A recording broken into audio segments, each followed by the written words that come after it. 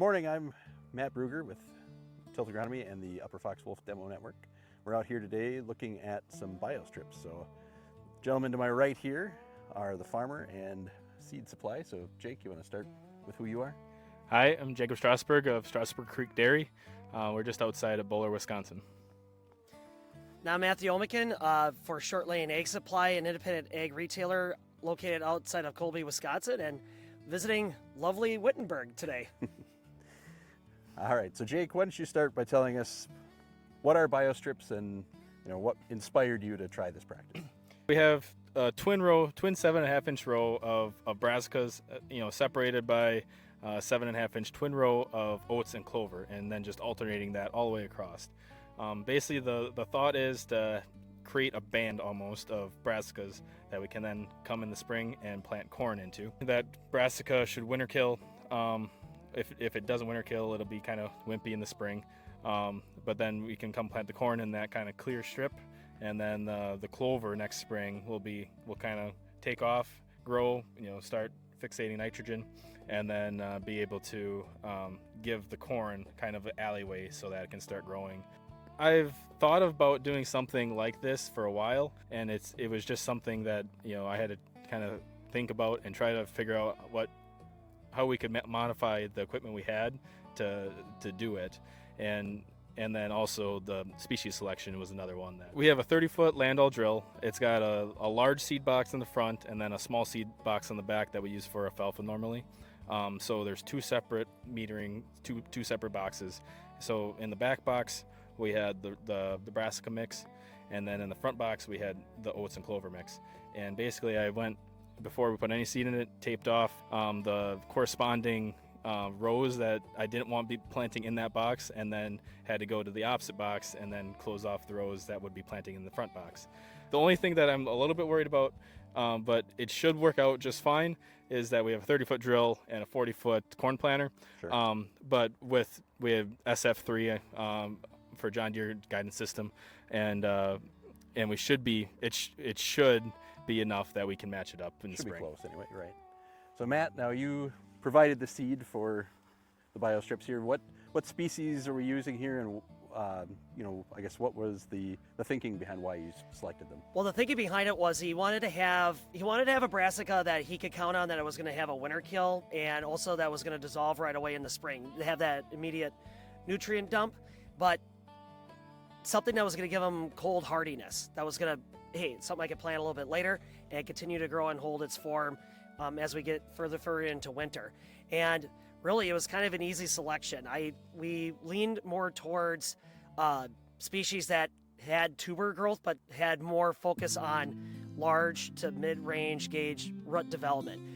One of the species, 7-top turnip, does the tuber and just a gnarly rut kind of system, and turns and burns. And Barcan turnip was the other one. That one, it's a bulb tuber type turnip, but that one's got 80 to 90% tuber drive. So it wants to get in the ground, squat, and then put the roots down. Versus a purple top, it just sits at the top and then it just dips its toes into the ground. Sure. You know what I mean? And then when he was talking about, like, for clover, for nitrogen fixation, something that we wanted to have compete among this jungle of green that we have here.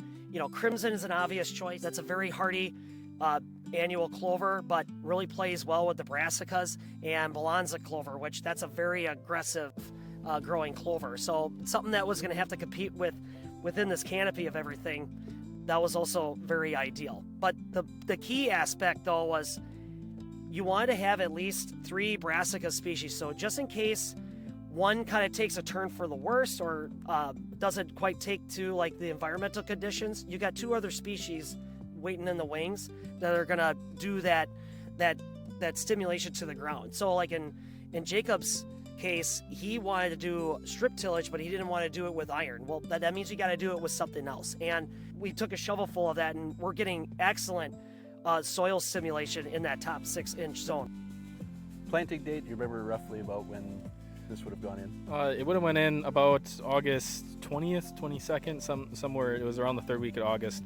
We harvested the wheat first part of August, and then of course rain days and stuff like that happens, and then we get manure out here. We did incorporate manure on these fields just with a potting disc, and then we came back and then leveled them up with the Degelman Pro-Till and then planted them.